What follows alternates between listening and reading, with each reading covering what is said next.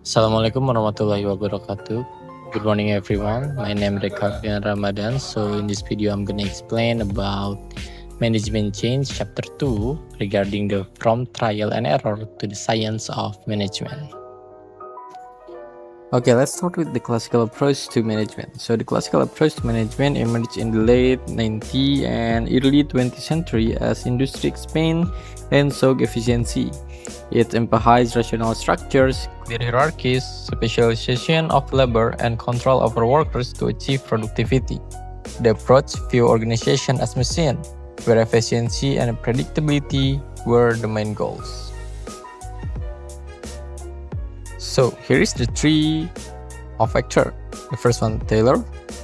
So Frederick Taylor focused on the scientific management, promoting time and motion studies and standardization of tasks to reduce worker discretion.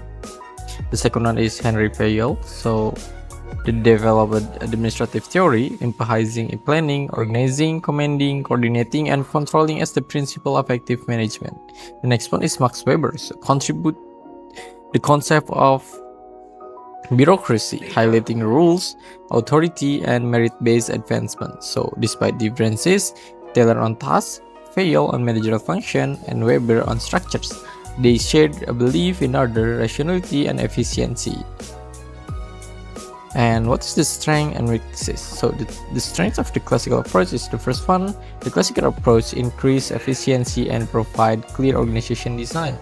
It laid the foundation for modern management, but the weaknesses is it often ignores human and social needs, treating workers as cogs rather than individuals. And the second one is overemphasis on control and rules sometimes create rigidity and worker dissatisfaction. Okay, let's continue to the organizational change and context. So, classical theory saw change as something to be engineered from top and down. Organization could be reshaped by the redesign, tasks, and structures. In the US, Taylorism sued the rise of mass production. In France, Fayol's administrative focus reflects centralized government tradition, and in Germany, Weber's bureaucracy fit with legalistic and rule-driven institutions. So, same as work and labor relation in the 19th century. So, during the Industrial Revolution, workers lost autonomy as factory system prioritize discipline and technology over craft skill. Relations between employers and labor were often antagonistic, with strike and protest common. This historical context explains why theories that emphasize control, such as Taylorism, became dominant. Now let's continue to the technology and people in the factory system. So technology enabled mass production, but people were often subordinate to machine. The balance between human creativity and mechanization became central to debates on work organization. This tension persists in modern management between efficiency and empowerment.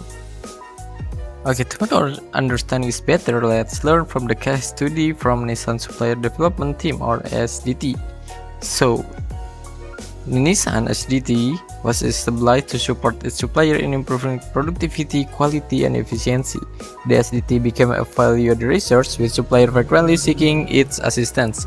Improvement projects often delivered significant gains. 20 until 40% productivity increase were common, alongside improvement in quality and reduction in work in process. However, Nissan's main concern was not the result of the isolated project, but whether supplier could sustain improvement once the SDT departed. For many, the project acted as a catalyst for continuous improvement and on and off the shop floor. Yet some suppliers struggled to internalize the philosophy. Nissan made it clear that cooperation was not charity but a business necessity.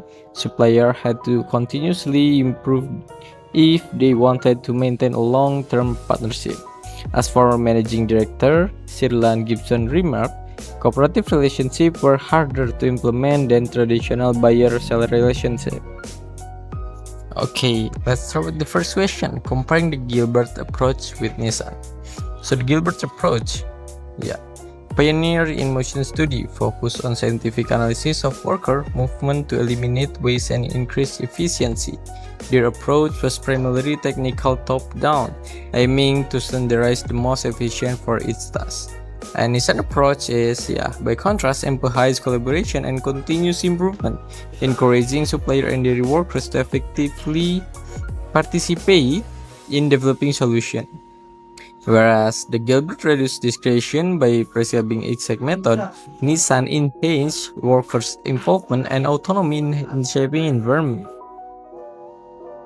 So an organization deciding between this approach must consider factors such as workforce skill, organizational culture, and need for flexibility. In stable environment, Gilbert-style efficiency method may suffice, but in dynamic market, Nissan cooperative and participatory approach offer greater adaptability and long-term benefit. Okay, the next question is about the benefit and disadvantage of training workers in improvement programs. So the benefit is, it can increase engagement, greater innovation, development of culture and continuous improvement, and workers who feel ownership of the process are more motivated to sustain improvement over time. And the disadvantage is the first one is training require resource. Not all workers may possess the skill or willingness to participate effectively.